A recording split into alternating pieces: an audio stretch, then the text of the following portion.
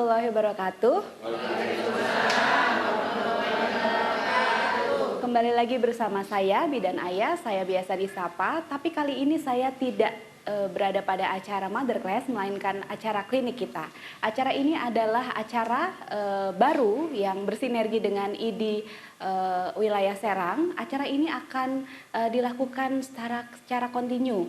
Acara ini akan banyak membahas seputar masalah kesehatan bagi masyarakat. Di sini nanti masyarakat bisa juga bertanya, ya. Begitu juga ibu-ibu kader yang ada di Kelurahan Cipocok ini.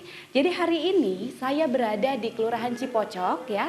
Terima kasih kepada Bapak Lurah, ya, Bapak Rohani telah memberikan tempatnya untuk kami bisa dapat melaksanakan kegiatan ini di sini. Begitu pula terima kasih kepada Ibu Kader. Halo Ibu Kader.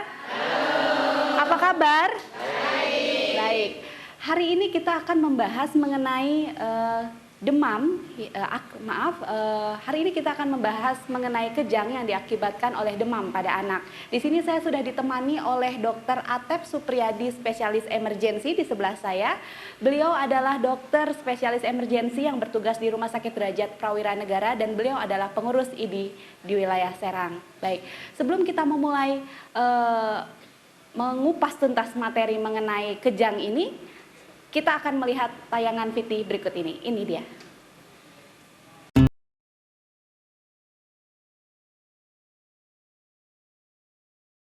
Pemirsa, apakah Anda tahu bahwa demam bukanlah suatu penyakit, tetapi melainkan sebuah gejala?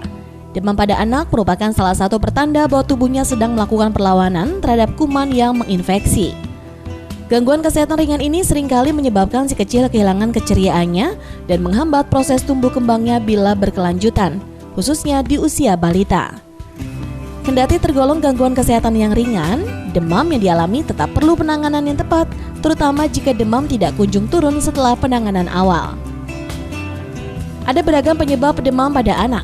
Salah satunya adalah akibat infeksi kuman yang masuk ke dalam tubuh. Selain itu, alergi dan penggunaan obat tertentu juga bisa memicu timbulnya demam. Dengan mengurangi beragam penyebab demam pada anak, diharapkan Anda bisa meminimalisir resiko si kecil terhadap demam.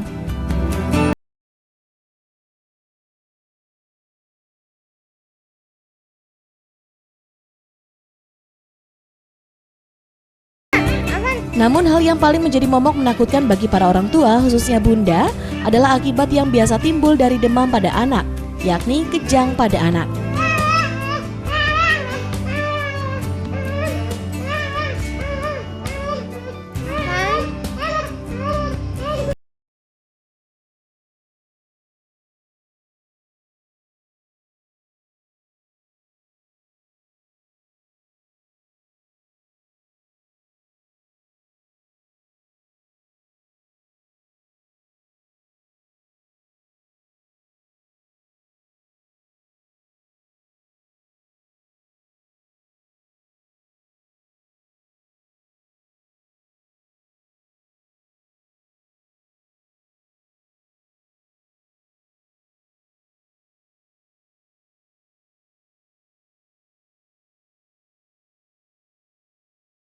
Kita lakukan untuk mengatasi kejang demam pada anak? Dan apakah kejang berbahaya dan bisa mematikan? Tetap duduk manis ya ayah dan bunda, kita akan bahas lengkapnya bersama ID Cabang Serang di program Klinik Kita.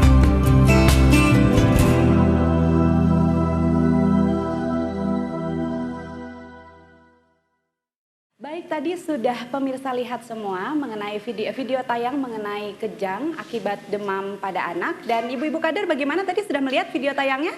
Ya. Bapak Lurah, Ibu? Sudah. Baik. Ya, kali ini kita akan kupas mengenai materi tersebut bersama Dr. Atep seperti yang tadi sudah saya katakan, dokter.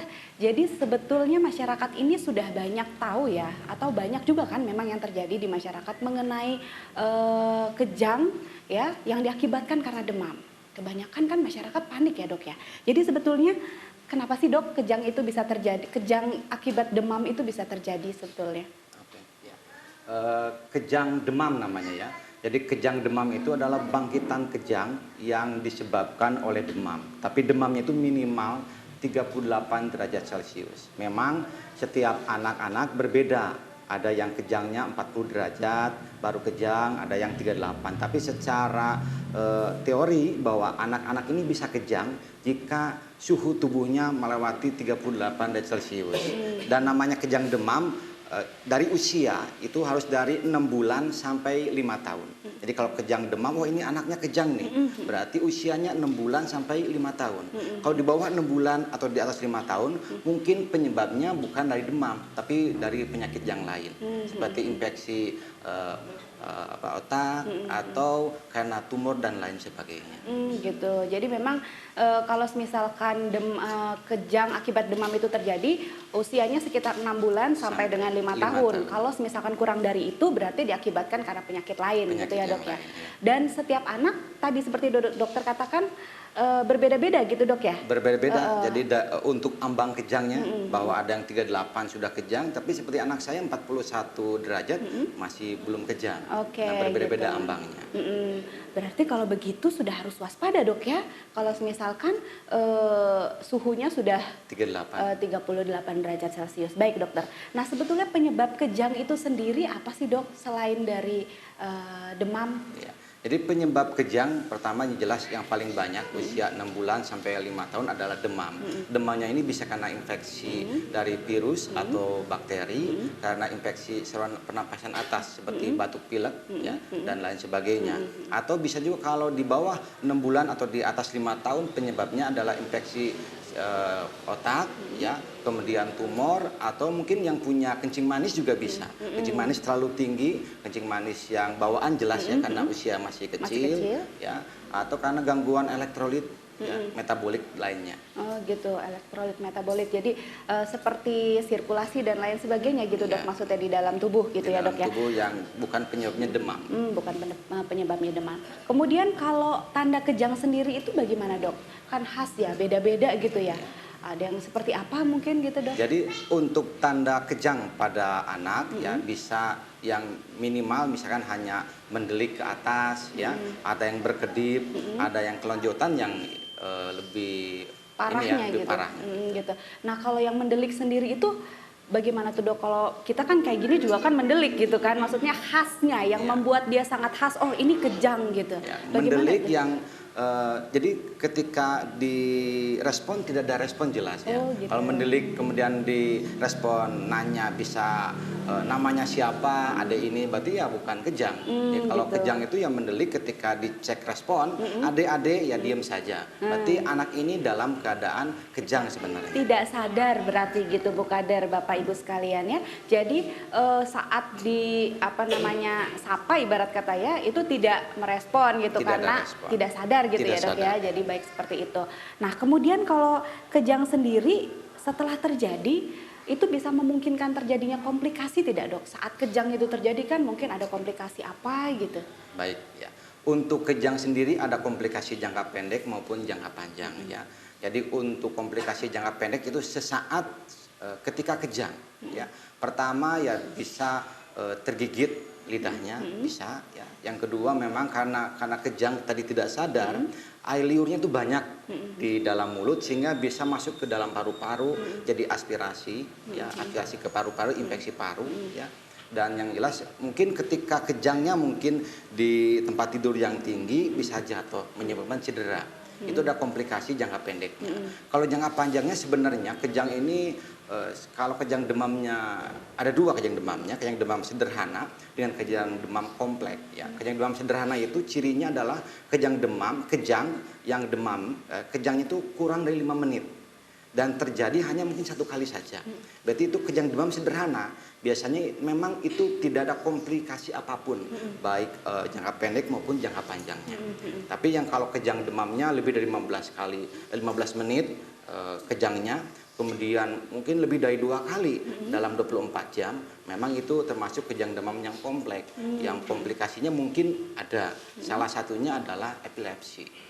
Gitu. Jadi kejang demam tersebut itu tergantung dari seberapa sering dalam 24 jam atau seberapa lama ya saat kejang itu terjadi yang dapat menyebabkan komplikasi jangka panjangnya itu ya tadi ya dok ya. Kalau jangka pendeknya kan yang tadi terjatuh, kemudian berdarah dan lain sebagainya gitu.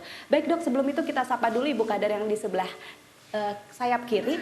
Ibu Kader, apakah ada yang mau berbagi pengalaman mengenai demam yang kejang yang diakibatkan pada demam, mungkin di anggota keluarga di rumah, kemudian ada anggota keluar atau ada tetangga gitu kan, atau ada kolega jauh yang pernah mengalaminya gitu. Boleh kita bagi pengalamannya, silahkan. Ada? Ya, silahkan Ibu. Assalamualaikum warahmatullahi wabarakatuh. Waalaikumsalam. Nama saya Ibu Julaiha dari Posyandu Bougainville 1 Cipocok Mesir. Kami ingin memberikan pertanyaan ya Bu ya. Dok sama dokter juga, apakah boleh diberikan minuman kopi ketika bayi itu sedang kejang? Itu pertanyaan dari kami. Mungkin itu saja. Kami akhiri. Wassalamualaikum warahmatullahi wabarakatuh. Waalaikumsalam warahmatullahi wabarakatuh. Oke, dokter, itu tadi pengalaman ya, pengalaman dari, mungkin pengalaman Ibu punya pengalaman? Punya. Kejang anaknya pernah? Karena? Tapi tetangga itu memberikan, Bu kasih kopi aja biar saya. Oh gitu, kejangnya karena demam atau karena hal lain waktu itu? Kejangnya sih kayaknya berat-berat sampai tengah. Oh gitu. Demam atau tidak demam saat Demam. itu? Demam. Kalau nggak salah 3 hari. Demamnya 3 hari. Tapi kejangnya sih tidak lama Bu. Tapi sampai tangannya bergetar, matanya ngebalik gitu Bu. Gitu ya. Terus dikasih kopi gitu. Nah gimana tuh dok ya kan? Jadi masyarakat kita nih memang unik gitu kan. Kita nih ada di Indonesia masalahnya ya gitu. Jadi mitosnya tuh masih banyak kayak yang begitu-gitu dok ya. Mungkin dikasih kopi. Ada yang dikasih cabai Bu? Atau karena kejang dikasih sambal biar sadar gitu Bu. Sadar Bu nanti dia kepedesan. Ada nggak? Nggak ada. Pak Lurah ada Pak Lurah? Nggak ada. Katanya dok, gimana dok kita mengenai itu? Untuk anak yang lagi kejang itu sangat tidak boleh ya. Tidak boleh diberikan apapun ke dalam mulutnya. Baik kopi ya dan lain sebagainya. Ya. Jadi untuk makanan atau sendok dan lain sebagainya jangan dimasukin. Pertama kalau kopi nanti bisa masuk ke dalam tersedak, masuk ke dalam paru-paru, itu akan memperparah. Awalnya mungkin kalau namanya kejang, ternyata kejangnya kejang sederhana, cuma di bawah 5 menit, cuma 1 kali, dan seharusnya itu berhenti sendiri dan tidak ada komplikasi apapun. Ya, tetapi karena dikasih kopi, bidan ayah ya, dikasih kopi, masuk ke paru-paru, kejang demamnya sudah beres, datang ke rumah sakit, masuk ke paru-paru, infeksi paru, dan meninggalnya gara-gara infeksi paru. Bukan karena kejangnya, bukan karena dok, ya? kejangnya. Kemudian ada juga yang masukin sendok ke dalam mulut, ditakutkan tergigit. Ya.